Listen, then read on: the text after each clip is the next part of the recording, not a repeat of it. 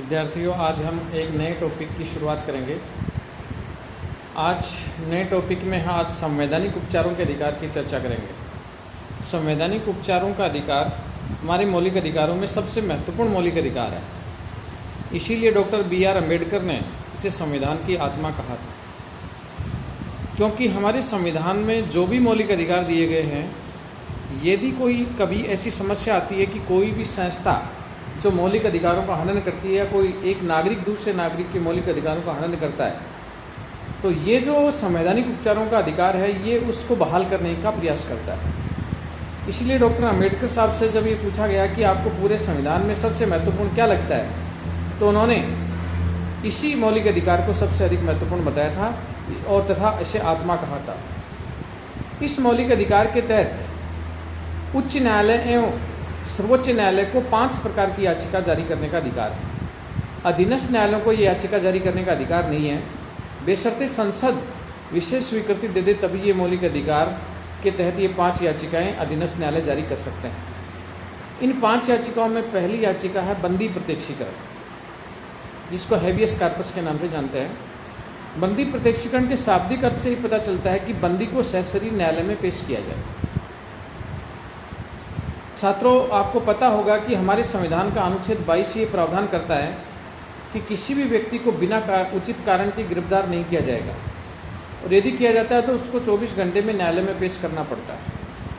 तो यदि किसी व्यक्ति को एक नागरिक या सरकारी संस्था बिना उचित कारण के बंदी बना लेती है, गिरफ्तार कर लेती है, अपहरण कर लेती है, तो इस याचिका के तहत न्यायालय ये जारी करता है कि बंदी को सशरीर न्यायालय में पेश किया जाए। और यदि न्यायालय को ये लगता है कि संबंधित व्यक्ति को बिना किसी उचित कारण के बंदी बनाया गया है, गिरफ्तार किया गया है, तो वह नागरिक न्यायालय के माध्यम से रियायत प्राप्त कर सकता है। अर्थात जिस व्यक्ति ने बिना उचित प्रक्रिया को अपनाए किसी व्यक्ति को अपहरण किया है, गिरफ्तार किया है या बंदी बनाया, तो न्यायालय उसको दंडित करता है। ये व्यक्तिगत स्वतंत्रता के लिए सबसे महत्वपूर्ण याचिका होती है। इसीलिए यह सरकारी संस्था, अर्ध सरकारी संस्था और गैर संवैधानिक संस्था सभी के विरुद्ध में जारी की जा सकती है। दूसरी याचिका है परमादेश, जिसको मैंडेमस के नाम से जानते हैं। परमादेश के शाब्दिक अर्थ से ही तात्पर्य है वह आदेश जो परम है, अर्थात न्यायपालिका का आदेश सर्वोच्च आदेश होता है। ये याचिका भी केवल सर्वोच्च न्यायालय एवं उच्च न्यायालय ही जारी कर सकते हैं, लेकिन इसमें मूल अंतर ये है कि ये याचिका केवल सार्वजनिक पदाधिकारियों को कर्तव्य पालन के लिए ही जारी की जाती है। अर्थात जब कोई सरकारी अधिकारी अपने कर्तव्य का पालन नहीं कर रहा है, तो न्यायपालिका उसको कर्तव्य पालन के लिए जो याचिका जारी करती है उसको परमादेश कहते हैं। सामान्यतः सरकार को जितने भी न्यायपालिका के द्वारा आदेश मिलते हैं उनको परमादेश कहा जाता है।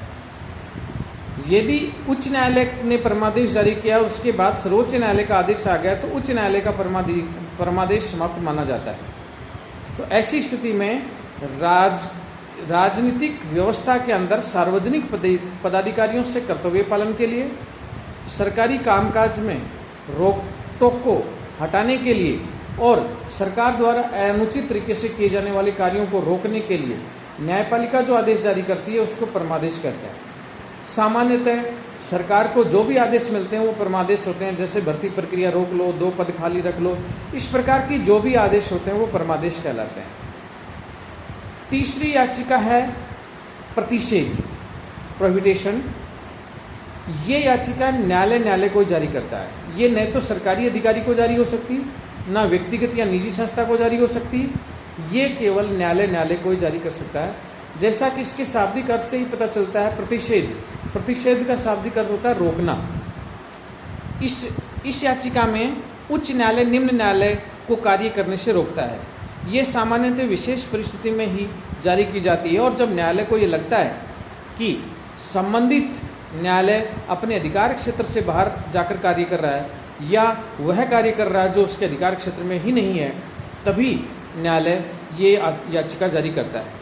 तो ये प्रतिषेध याचिका न्यायालय को जारी करता है, न तो किसी सरकारी संस्था को जारी हो सकती, ना किसी व्यक्ति को जारी हो सकती, या सार्वजनिक पदाधिकारी को भी जारी नहीं की जा सकती। चौथी याचिका है उत्प्रेषण। जैसा कि इसके शब्द से ही पता चलता है, उत्त मानी ऊपर, प्रेषण मानी भेजना। यह याचिका भी न्यायालय को जारी करता है। ये उच्च न्यायालय निम्न न्यायालयों को जारी करता है, अर्थात यहाँ उच्च से तात्पर्य है सर्वोच्च न्यायालय उच्च न्यायालय को जारी कर सकता है, उच्च न्यायालय जिला एवं सत्र न्यायालय को जारी कर सकता है। इस याचिका में न केवल रोकता है बल्कि वाद को अपने पास मंगवा लेता है। ये सामान्यतः तब जारी होती है जब उच्च न्यायालय को ये आभास हो कि निम्न न्यायालय अपने अधिकार क्षेत्र से बाहर जाकर कार्य कर रहा है या अनुचित तरीके से कर रहा है, तो उच्च न्यायालय उसको अपने पास मंगवा करके उसका निपटारा कर देता है।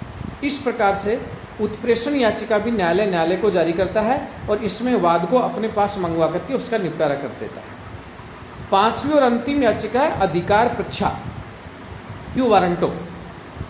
इस याचिका से तात्पर्य है कि जब भी कोई व्यक्ति अपने बिना उचित योग्यता के सार्वजनिक पद धारण करता है, अर्थात यदि किसी सार्वजनिक पद पर व्यक्ति बिना प्रक्रिया को अपनाए, बिना उचित योग्यता के सरकारी पद धारण कर लेता है, तो उसको रोकने के लिए न्यायालय ये याचिका जारी करता है और उससे पूछता है कि आपने ये पद किस अधिकार से ग्रहण किया है।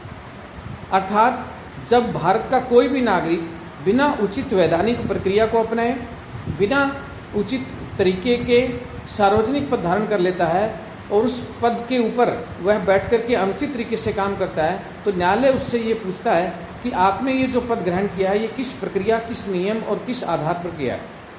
तो यदि कोई नागरिक अवैध रूप से उस पद को ग्रहण करता है तो उसको रोकने के लिए जो याचिका जारी की जाती है उसको अधिकार परीक्षा के नाम से जाना जाता है। ये याचिका जैसे फर्जी पुलिस इंस्पेक्टर पकड़ा गया, अब इस प्रकार के जो वाद होते हैं उनमें इस प्रकार की याचिका बड़ी महत्वपूर्ण तरीके से काम आती है। इन पांचों याचिकाओं के माध्यम से हमारा संविधान का ये अनुच्छेद नागरिकों के मौलिक अधिकारों को बहाल करता है तथा नागरिक हितों का संरक्षण करता है। इसीलिए इसको संवैधानिक उपचारों के अधिकार के नाम से जाना जाता है। धन्यवाद।